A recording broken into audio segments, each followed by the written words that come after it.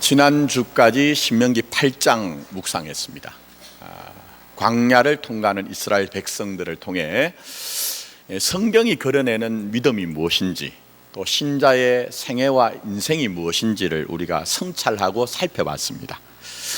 오늘은 신명기는 읽지 않았어요.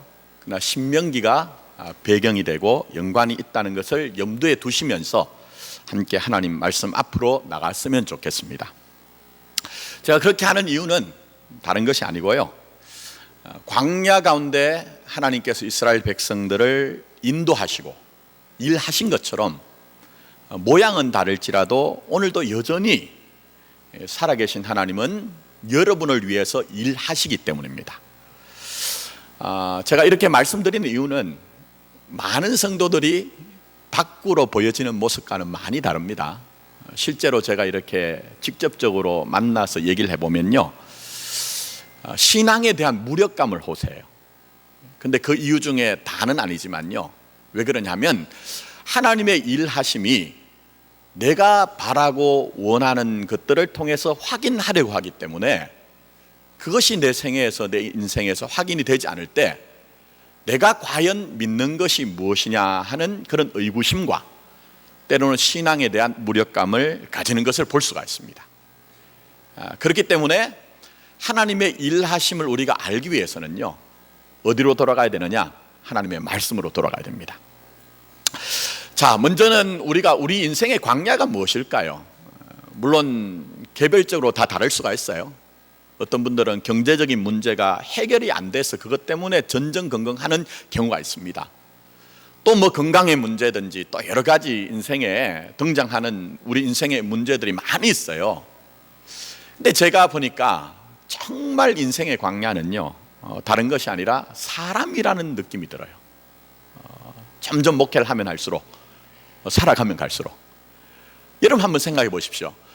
여러분의 경제적인 문제가 해결이 되고요, 여러분의 건강도 아무 문제가 없고 건강하다고 해도 여러분 가까이 있는 어떤 사람이 의도적으로, 지속적으로, 반복적으로 여러분을 괴롭힌다고 하면요, 뭐 그 경제적인 문제, 건강의 문제는요, 부차적인 문제예요.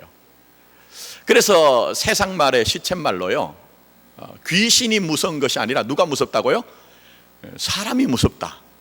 귀신이 무서운 것이 아니고 사람이 무섭다고 사람들이 그렇게 얘기를 하고 있습니다. 그런 점에서는 이제 사람이 광야입니다.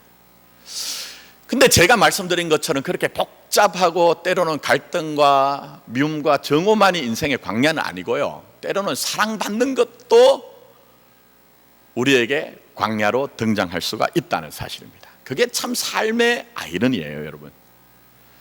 제가 부목사 때는 교구를 담당하고 사회복지관, 그리고 더 나가서 이제 상담실을 담당했습니다.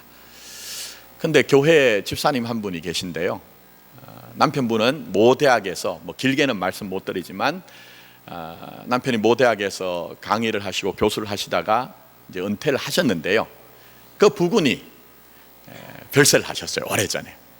근데 그 부군 되시는 분이 얼마나 아내를 사랑했던지요, 정말 그 아내 되는 집사님이 자기 스스로 우리 남편은 나를 위해서 지극정성으로 사랑하고 나를 섬겨줬다고 얘기할 정도였어요. 근데 문제는 남편도 잃었죠. 그리고 딸이 하나, 외동딸이 있는데 이 딸이 결혼을 해가지고 외국으로 이주를 했어요. 물론 전화는 자주 와요. 전화는 자주 오는데 심지어는 저한테 교회까지 전화 와가지고 어머니 걱정하면서 어머니를 좀 도와주세요, 그렇게 얘기를 하는데 마음이 참 어려웠던 것 같아요. 그래서 감정적으로, 심리적으로 문제가 와가지고 제가 신방을 했습니다. 신방을 했는데 뭐 이런저런 얘기를 했습니다. 결국은 이제 제가 가까운 이제 병원에, 정신과 의원에 소개를 해줘가지고 가까스로 가서 이제 상담을 받기를 시작했습니다. 근데 제가 그때 생각한 것이 있습니다. 넘치게 사랑받은 것도, 정말 넘치게 사랑받은 것도 어느 순간에는 문제가 올 수가 있겠구나. 그런 점에서 우리가 흔히 하는 말로 너무 모자라는 것도 문제고 너무 넘치는 것도 문제가 될 수가 있겠구나. 그래서 어떤 점에서는요, 우리 인생의 간절한 기도의 제목은요, 일용할 양식을 구하는 것처럼 우리의 삶의 모든 것들이 적절한 것, 적절한 것이 그것이 진짜 복이라는 그런 생각을 하게 됩니다. 저는 오늘 예배 가운데 있는 저와 여러분들이 뭐 많은 것들이 아니어도 오늘 이 하루도 우리에게 베풀어 주시는 적절한 하나님의 은혜가 충만하기를 예수님의 이름으로 축원합니다. 자, 오늘 본문의 말씀은요, 다락방 강하라고 하는 그 본문 중에 한 군데입니다. 요한복음 13장에 보시면은 예수님이 자기의 허리에 수건을 동이시고 이제 제자들의 발을 씻깁니다. 이유는 있습니다. 그 십자가에 죽기 때문에. 그리고 난 후에 최초의 성만 찬례를 베풀어 주세요. 그렇게 해서 13장, 14장, 15장, 16장, 17장에 가서 대제사장적인 기도까지가 다락방 강하라고 하는데요, 기독교 신앙의 정수가 여기에 다 담겨져 있습니다. 굉장히 소중한 그런 말씀입니다. 자, 근데 분량으로 보십시오. 요한복음은 몇 장이죠? 전체가 21장입니다. 그 21장 중에 13장, 14장, 15장, 16장, 17장 무려 5장을 할애를 하여 주님이 지금 제자들에게 말씀하고 있습니다. 만 하루가 되지 않는 시간이에요. 그 짧다면 짧은 시간인데 적은 분량이 아니게 지금 주님께서는 제자들에게 말씀을 하고 계시거든요. 왜 그랬을까요? 아시는 것처럼 우리 주님이 십자가의 죽음을 앞두고 있어요. 근데 주님을 잃어버린다는 것은 단순한 문제가 아닙니다, 여러분. 제가 집사님 한 분의 예를 들었지만 정말 사랑을 받고 사랑을 주고 더 나가서 그들이 주님을 따른 것은 배를 버려두고 자기의 가족을 뒤로 할 정도로 전생의 전 존재, 전 인격을 전부 주님 앞에 다 드린 거예요. 근데 한순간 내가 그렇게 사랑하고 내가 그렇게 따랐던 주님이 십자가에서 흉악한 범죄자가 되어 마치 도수당하는 한 마리의 그 처절한 짐승처럼 죽어갈 때 이들은 자기 인생을 전부 다 잃어버린 것이 될 것입니다. 그야말로 이스라엘 백성들이 광야길을 가게 되는 형국과 마찬가지로 인생의 가장 큰 광야를 이제 마주쳐야 되는 형편이 지금 이들에게 지금 대두가 되고 있다는 거예요. 물론 우리 주님이 십자가에 죽으신 것으로 끝나지 않고 부활하신다는 것은 우리는 이미 다 알고 있습니다.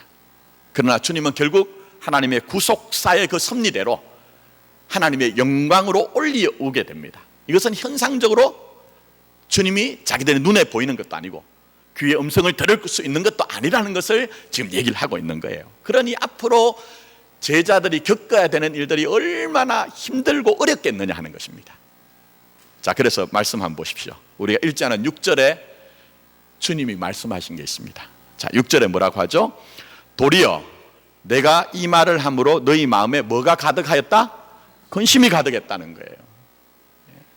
지금 주님이 제자를 볼 때 평안을 원하기는 원하는데 그러나 이들의 형편이 결코 평안할 수 없는 근심과 염려가 가득한 그들에게 우리 주님이 그들을 향한 그 염려가 더 크시기 때문에 다락방 강화를 통해서 얘들아, 내가 너희들의 눈에 보이지 않고 내 음성이 들려지지 않는다 할지라도 걱정하지 마라, 염려하지 마라, 근심하지 마라. 또 다른 보혜사이신 누구시죠? 파라클레토스, 성령님을 너에게 보내주시는 것이다. 그렇게 집중적으로 지금 주님이 말씀하고 계시는 거예요. 그럼 이건 무슨 얘기입니까? 하나님은 지금도 살아계셔서 저와 여러분에게 일하신다는 거예요. 마치 이스라엘 백성들이 광야 길을 갈 때 그들이 그들의 실력과 능력으로 광야를 통과한 것이 아니라 결국은 하나님의 뜻을 끝까지 하나님이 이루어내셔야 되기 때문에 하나님께서 이스라엘 백성을 포기하거나 그들을 버려두지 않고 끝까지 그들을 이끌어내어서 약속으로 완성하신 것처럼 지금 주님이 십자가에 달려서 죽으시고 난 이후에 그들이 큰 마음의 상심과 낙심 속에 근심하고 염려하고 나중에는 주님이 아버지 하나님의 보좌 우편에 올라가시고 난 후에 그들을 스스로 혼자 남아있다 할지라도 그러나 성령님을 보내주셔서 그들을 과같이 내버려 두지 아니하고 정말 임마누엘의 주님이 함께 하시는 것처럼 우리 삶에도 때때로는 우리가 감당할 수 없는 그 고난과 시련과 역경 가운데 우리의 인생의 광야 가운데 있을 때 나는 나 스스로 이게 혼자 있는 것이 아닌가, 참 어렵고 힘들다 하는 느낌이 들 때도 그때 누가 계시죠?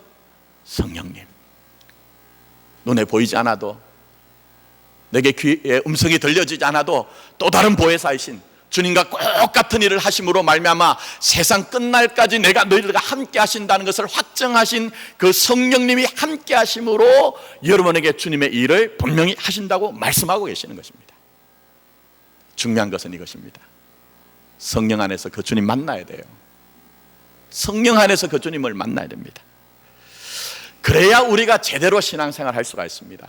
겉모양만, 입술로만 나는 믿노라 하는 것이 아니고 정말 내 속사람의 충만함 속에서 기쁨과 감사와 혈과 때때로는 고난과 시련 가운데서도 그것을 어렵지 않다는 것은 아니지만요, 그 속에서 나를 향한 고유한 하나님의 그 의미를 깨닫기 때문에 그것조차 믿음으로 감당하는 그런 정말 살아있는 신앙이 될 수가 있다는 거예요. 그러나 반대로 오늘도 나에게 일하시는 그 하나님 만나지 못하면요, 몸으로는 우리가 그전과 똑같은 신앙생활 하는 것처럼 보여집니다. 그러나 명목상의 그리스도인, 명목상의 그리스도인이라서 경건의 모양은 있을지 모르지만 경건의 능력을 부인하는 자로 살 수밖에 없다는 거예요. 여러분, 저는 오늘 예배 가운데 있는 저와 여러분들이 성령 하나님 안에서 우리를 위해서 일하시는 그 주님을 만나는 그런 놀라운 역사가 여러분들의 있기를 예수님의 이름으로 축원합니다. 자, 그러면 주님이 오늘 우리에게 어떻게 역사하시느냐 하는 거예요. 그런데 우리가 위로와 격려와 힘을 얻기를 원하는데 오늘 본문의 말씀을 진지하게 우리가 살펴보면요, 좀 불편한 얘기를 하세요. 좀 불편한 얘기를 하세요. 우리가 받아들이기가 쉽지 않은 얘기를 하세요. 자, 8절 말씀 한번 다시 돌아가 봅니다. 자, 오늘 본문 8절, 자, 그가 했습니다. 그가 누굽니까? 그건 7절에 나오는 보혜사 성령님을 얘기를 해요. 자, 그가 와서 죄에 대하여, 의에 대하여, 심판에 대하여 세상을 어떻게 하신다고요? 책망하시리라 얘기했습니다.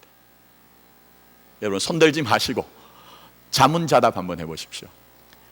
책망받는 것이 기쁘고 즐겁고 한영이 되시는 분 계세요? 저도 그렇지만 사람이란 존재는요, 책망받는 것이 결코 즐겁고 행복한 일은 아닙니다. 여러분, 절대로 그렇지 않습니다.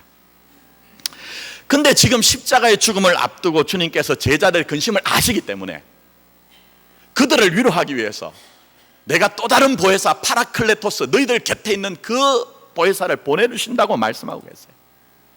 근데 가만히 보니까 근심을 들어주는 것이 아니고요, 오히려 그분이 오셔서 우리에게 책망을 하신다고 하니까 이게 얼마나 우리에게는요 부담이 됩니까, 여러분? 근데 이런 형국은요, 이스라엘 백성들, 출애굽을 했던 이스라엘 백성들과 똑같습니다. 여러분, 출애굽을 했던 이스라엘 백성들, 그 긴긴 세월의 억압과 착취 속에 이제 자유함을 얻었을 때는 얼마나 그들이 기대가 있었고 소망이 있었겠습니까? 근데 하나님이 인도를 하세요. 근데 그 길이 평탄하고 빨리 갈 수 있는 해변길은 제외를 해놓고 오히려 이해가 안 되게, 오히려 도무지 그것을 받아들일 수 없게 하나님은 어디로 인도하시죠? 광야길로 인도하시는 거예요. 그게 바로 여러분 우리의 믿음에서 고민이 되고 근심이 되는 이유가 그게 있는 것입니다. 자, 그러면 왜 주님께서 근심하고 있는 제자들에게 책망을 하신다고 말씀을 하실까요? 여러분, 그 안에 숨겨진 굉장히 깊은 함의를 이해하셔야 됩니다. 그게 무슨 얘기입니까? 책망받는 자는요, 주님의 입장에서는요, 뗄래야 뗄 수 없는 관계라는 거예요. 운명적으로 뗄래야 뗄 수 없는 주님과 연합적인 관계이기 때문에 내가 너희들을 포기하지 않겠다는 거예요. 어떤 일이 있어도 내가 너희들을 버려두지 않겠다는 거예요. 그걸 지금 우리에게 말씀하시는 것이 내가 너희를 책망하리라고 말씀하시는 거예요. 여러분, 생각해 보십시오. 요즘은 제가 좀 많이 좌절합니다. 저는 길 가다가요, 10대 청소년 애들이 담배를 피우면 견디질 못합니다. 골목길에 이래 있으면 가다가 보면은 제가 가가지고 좀 꾸지람을 합니다. 근데 요즘은 하지 않습니다. 왜냐하면 저희 아내가 망고의 진리가 여자의 말을 들어야 된다는 그런 감동이 있는데, 저희 아내가 제발 좀 당신 오지랖이 넓게 그렇게 하지 말라고 해요. 그리고 또 하나는요, 제가 그렇게 한다고 해서 안 되더라고요. 예전만 해도 조금 연장자가 어른이 얘기하면요, 청소년 애들이요 자세가 달라져요. 근데 요즘은요, 제가 한마디 하면 10마디 더 합니다. 그리고 나중에는 아저씨 하다가 나중에 당신이 뭔데 이렇게 나와요. 제가 요즘 그렇게 하지 않습니다. 자, 근데 중요한 건 이겁니다. 저희 집에 애가 2녀석이 있는데 이 녀석이 어느 날 갑자기 담배를 딱 꼬라물고 연기를 폭폭 피웁니다. 그럼 제가 아버지 입장에서, 야, 너희들도 이제 세상을 다 알았구나. 세상이 얼마나 힘든데 너희들 그렇게 연기애라도 너희들의 스트레스를 좀 날려라. 잘한다 잘한다 이렇게 할 수 있을까요, 여러분? 부모이기 때문에요, 자식들에게 때로는 자식이 듣기 싫은 소리도 책망을 하는 거예요. 그게 아버지와 자녀와의 관계인 거예요. 뗄래야 뗄 수 없는 운명의 관계 속에 있는 관계는요, 때로는 받는 자 편에서는 불편하고 받는 자 편에서 억울할 수 있지만 책망이라는 것들로 그 사랑을 나타내는 경우가 있다는 거예요. 그러나 여러분, 우리 주님이 우리에게 일을 하시는데 어떻게 하신다고요? 책망하신다는 거예요. 그 책망은 반대로 얘기하면요, 정말 너희들을 사랑한다, 정말 너희들을 세상 가운데 너희들을 뺏기지 않기를 원한다는 그 아버지 하나님의, 우리 주님의 그 어마어마한 사랑이 거기에 숨겨져 있는 거예요. 특별히 여기에 보시면 이제 책망을 받는다고 할 때, 이 책망을 받는다고 할 때요, 책망이란 말은 그냥 말이 아닙니다. 엘렌코라는 말인데요, 원래 이 말은 여러 가지 의미가 있습니다. 근데 그 가운데 하나가 뭐냐면요, 참 재미가 있으면서도 의미가 있는 말입니다. 가면을 벗겨내다. 어떻게 한다고요? 가면을 벗겨내다, 밝히다, 드러내어 폭로하다, 이런 말이에요. 근데 이게 사실 우리 편에서 들어보면요, 말씀드린 것처럼 참 불편하거든요. 근데 이 책망이라는 것이 무슨 얘기입니까, 여러분? 책망은 주님께 합당하지 않은 것은요, 우리가 아무리 붙들고 있다 할지라도 우리 주님은 그 가면을 벗겨내시고 드러내고 폭로하여서라도 주님의 것을 여러분에게 확립시켜 놓겠다는 주님의 집념의 표현인 거예요. 그러니 여러분, 교회와 성도에게 일어나는 일들은요, 전부 다 세상적인 일들이 아닙니다. 여러분의 인생의 뒤안길을 잘 한번 살펴보세요. 우리에게 있는 희노애락들, 우리가 성공을 했다 실패를 했다, 때로는 건강하다 약하다, 행복하다 불행하다는 전부 모든 것들이 어떻게 됩니까? 그 인생의 길 가운데 진짜 것이 무엇인지를 주님이 우리에게 알려주시는 거예요. 진짜 것이 무엇인지. 그래서 보시면 성경에 있는 인물들은요, 한결같이 하나님이 그 인생을 그냥 두지 않습니다. 하나같이 그들의 불의함, 그들의 연약함, 그들의 한계를 하나님이 전부 다 드러내세요. 심지어는 과격하게 폭로시키는 것과 같은 장면들이 그들의 인생에 등장하는 경우가 있습니다. 자, 예를 들면 아브라함 한번 보십시오. 우리 편에서는 믿음의 조상이라고 하면요, 굉장히 완전 무결하고 아무 잘못이 없는 것 같아요. 그런데 여러분, 아브라함 제가 계속 강의할 때도 말씀드렸지만 그 사람처럼 허약한 사람이 없습니다. 대표적으로 창세기 12장과 20장 사이는 한 20년의 시간의 간격이 있습니다. 차이가 있습니다. 근데 20년이 지나고 난 이후에 똑같은 잘못을 지금 반복하고 있어요. 그게 뭐죠, 여러분? 아브라함이 자기 아내 사라를 뭐라고 얘기하죠? 누이라고 얘기하잖아요. 힘 있는 자 앞에서 거짓말을 하잖아요. 예? 근데 그 20년 사이에 그냥 있었던 것 아니거든요. 하나님이 어마어마한 하나님의 은혜를 베풀어 주십니다. 직접 나타나셔서도 말씀하세요. 내가 너에게 준 이 언약은 이것이라고 하나님이 믿음을 확증해 주세요. 심지어는 말씀드린 것처럼 20여 년 전에 애굽의 바로왕, 요즘 말로 하면요, 예수 믿지 않는 세상의 사람이 오히려 믿고 있는 우리들에게 너 그렇게 믿어서 되겠냐, 좀 똑바로 믿어야 되지 않겠느냐, 그런 어떤 꾸지람도 받았거든요. 그런데 문제는 과거에서, 역사에서 지금 교훈을 얻지 못한 거예요. 여러분, 역사가들이 얘기하는요, 민족과 나라가 망하는 이유는 다양하지만 그것을 한마디로 딱 압축을 하면 그 민족과 나라가 과거에서 역사에서 교훈을 얻지 못하면 그 나라와 민족은 분명히 반드시 망한다는 거예요. 근데 이것은 교회와 개인에게도 똑같습니다. 똑같습니다. 변할 수가 없습니다. 근데 여러분 생각해 보십시오. 아브라함이 제 길로 달려가면 분명히 망하는 거예요. 분명히 망하는 거예요. 그러니 하나님께서 아브라함의 인생에 관입하시고 개입을 하십니다. 그냥 두시지 않습니다. 그게 바로 책망이라는 거예요, 여러분. 바른 길 가게 하신다는 거예요. 자, 제가 이렇게 말씀드리면 어떤 분들은 근데 성경 조금만 살펴보면 책망하시지 않던데요.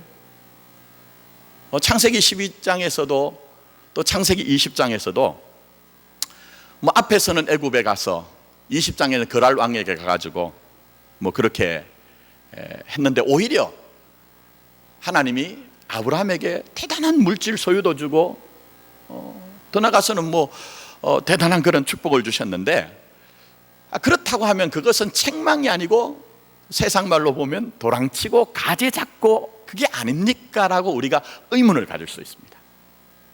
근데 성경은 그렇지 않습니다, 여러분. 자, 왜 그런가? 제가 증거를 한번 대드릴게요.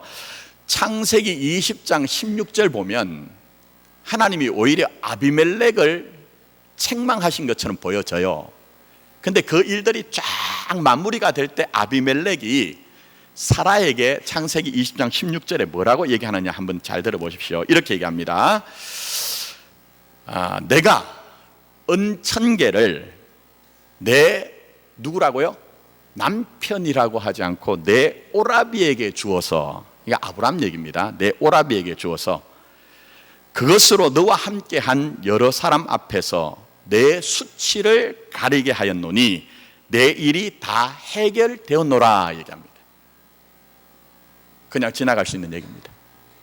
근데 성경은 정확합니다. 아브라함은 믿음이 부족하여 오히려 자기 아내에게 수치를 준 사람, 문제를 해결하지 못하고 문제를 만든 사람이에요. 근데 오히려 하나님을 알지 못하는 아비멜렉은 이 사라의 수치를 풀고 문제를 해결한 사람이라고 그렇게 성경은 지금 적나라하게 드러내고 폭로를 하는 거예요. 그럼 이것으로 끝나는 것입니까? 그게 아니에요, 여러분. 하나님의 의도가 있습니다. 하나님의 계획이 있습니다. 목적이 있습니다. 그것은 바로 아브라함 스스로 내가 내 믿음을 가지고 믿음의 조상은 절대로 될 수 없다는 사실을 인지하고 인정하게 하시는 거예요. 그러면서 이 아브라함이 자기 자신을 믿는 믿음이 아니라 결국은 아버지 하나님을 전적으로 믿는, 전적으로 의지하는 그 믿음의 사람이 되도록 하는 그 과정이라고 말씀하고 계시는 거예요. 그러나 여러분, 여러분의 인생과 우리 교회에서 일어나는 일들을 잘 한번 보세요. 하나님은 여전히 살아계시고 하나님은 여전히 일하시는데 우리가 믿고 싶어하는 것을 믿게 하시는 하나님이 아닙니다. 우리가 믿고 싶어하는 것을 믿게 하시는 것이 아니라 그분이 믿도록 하는 것을 믿게 하시는 분이 하나님의 일하심이라는 거예요, 여러분. 그게 지금도 여전히 교회와 성도들에게 역사하시는 하나님의 일하심이라고 말씀하고 계시는 것입니다. 더 나가서 여러분 다윗 한번 보십시오. 다윗은 근사한 사람 아닙니까? 꽤나 근사한 사람이에요.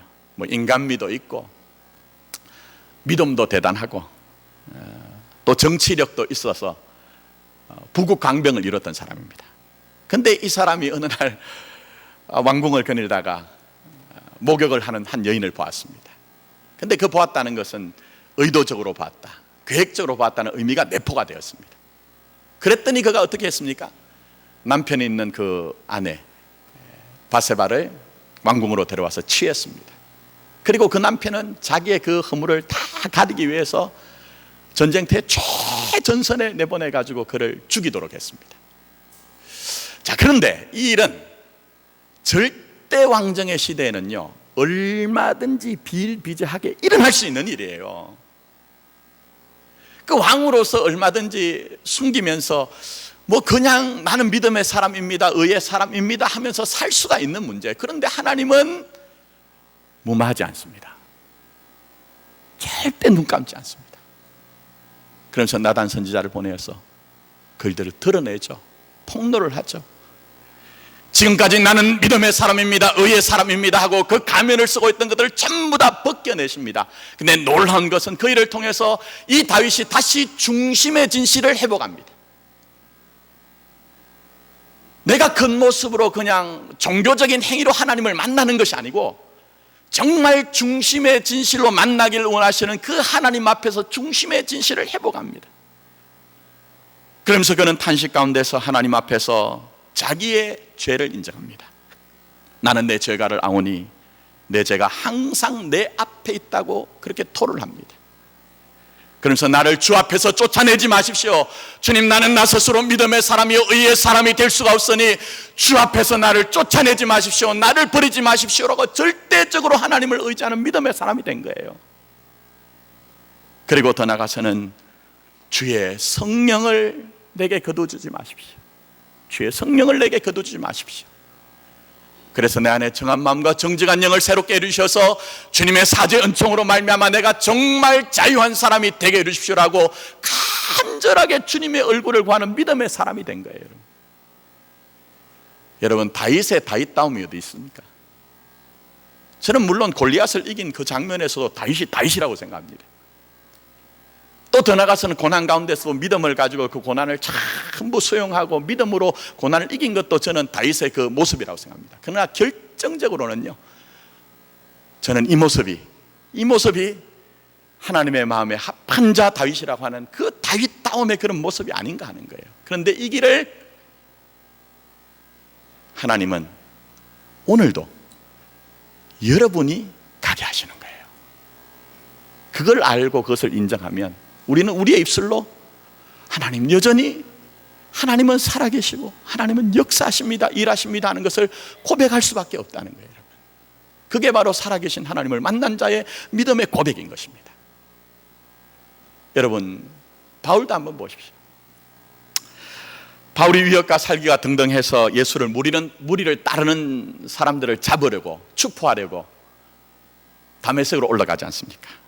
그때 우리 주님이 말씀하십니다. 사울아, 사울아, 내가 어찌하여, 그 다음에 뭐라 하시죠?